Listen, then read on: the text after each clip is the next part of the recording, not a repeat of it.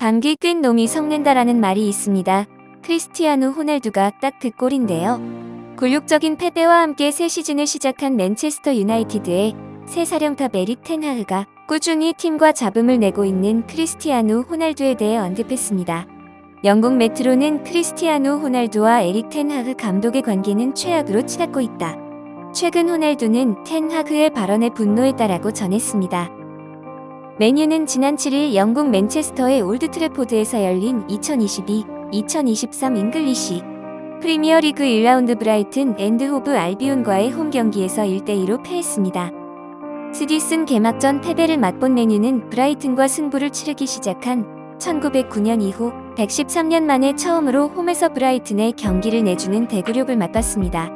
네덜란드 에레디비시의 아약스에서 큰 성공을 거둔 텐 하그가 지휘봉을 잡으며 여러모로 달라진 시즌을 기대했던 맨유지만 개막전부터 삐걱거리게 된 것입니다. 크리스티아누 호날두의 이적 문제가 소모전 양상으로 흐르자 급기야 동료 선수들도 등을 돌렸습니다. 영국 언론사 더 선는 맨유 선수들이 짜증이 났다. 호날두의 이적설이 팀의 사기를 떨어뜨린다고 느끼고 있다. 몇몇 선수들은 호날두가 사라지길 원한다라고 보도했습니다. 더 선은 호날두와 클럽 사이의 교착 상태가 이렇게 계속될 바에는 호날두가 그냥 떠나는 편이 낫다는 여론이 형성됐다. 클럽에 대한 호날두의 입장과 태도 때문에 선수들 사이에서 분노가 커지고 있다라고 설명했습니다. 내부 소식통은 이제 진짜 많은 선수들이 환멸을 느낀다. 호날두를 지지하는 선수들도 있지만 대부분이 호날두의 방식에 지쳤다라고 비뜸했습니다. 호날두는 지난 6월 말부터 맨체스터 유나이티드에 이적을 요청했습니다. 챔피언스리그에서 뛰고 싶다는 것이 이유였는데요. 맨유는 지난 시즌을 프리미어리그 6위로 마쳐 챔피언스리그가 아닌 유로파리그로 떨어졌습니다.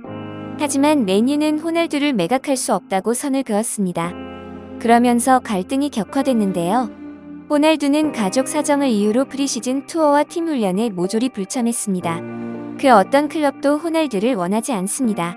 유럽 프로축구 리그들이 23 시즌을 앞두고 이적 시장을 맞은 가운데 호날두가 새로운 소속팀을 찾아 나섰지만 과거와 달리 그를 영입하겠다고 선뜻 나서는 클럽이 나타나지 않고 있습니다.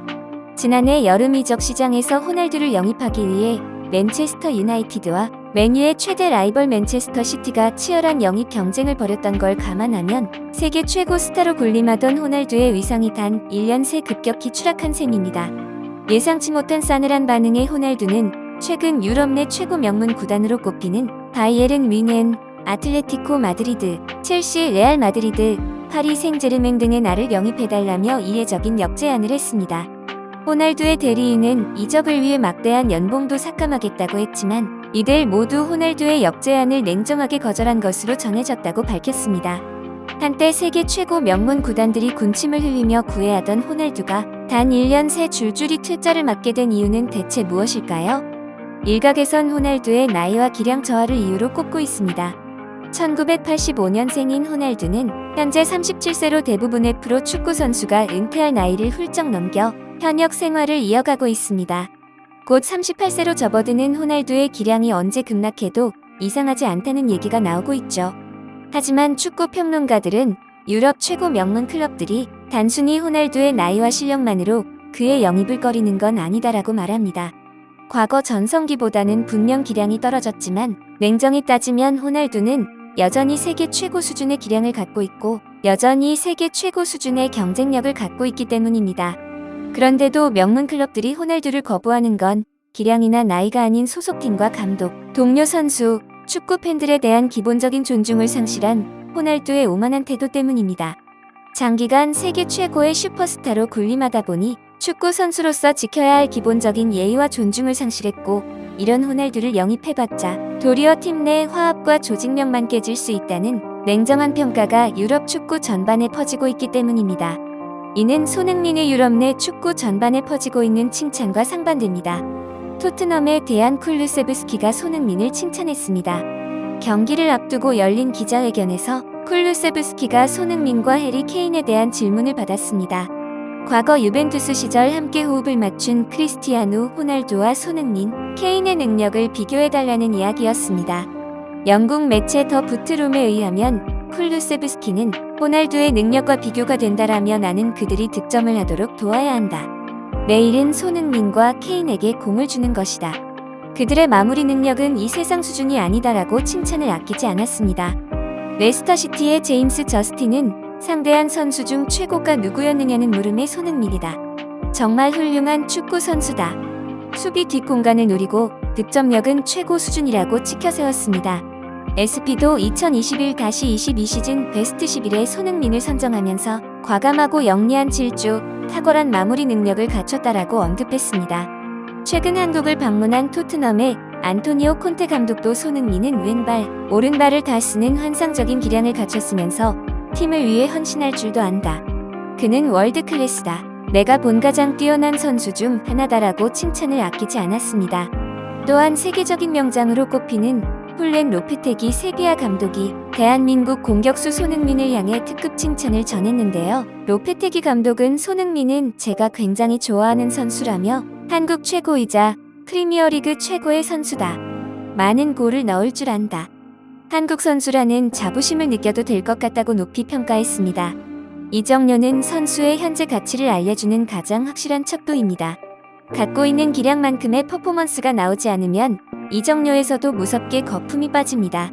대신 한 시즌의 인상적인 활약만으로도 갓 20을 넘긴 선수가 1,000억 원에 육박하는 이정료를 기록하는 사례가 심심찮게 나오는 것이 최근 유럽 축구계의 흐름입니다. 그렇다면 7년째 토트넘에만 몸담으며 이정료가 2015년의 기록에서 멈춰있는 손흥민의 몸값은 어떻게 책정할 수 있을까요? 가장 최근에는 세계적인 종합회계감사 그룹인 KPMG가 유럽에서 뛰고 있는 선수들의 시장 가치를 이정료로 환산해 공개했습니다. 선수의 축구적인 퍼포먼스 외에도 나이, 마케팅 잠재력, 잔여 계약 기간, 현 소속 리그의 강점 등을 종합적으로 검토한 결과였습니다. 손흥민의 시장 가치는 8,180만 유로입니다. 1,100억 원을 웃도는 엄청난 금액입니다. 1992년생인 손흥민은 이제 만 30세인데요.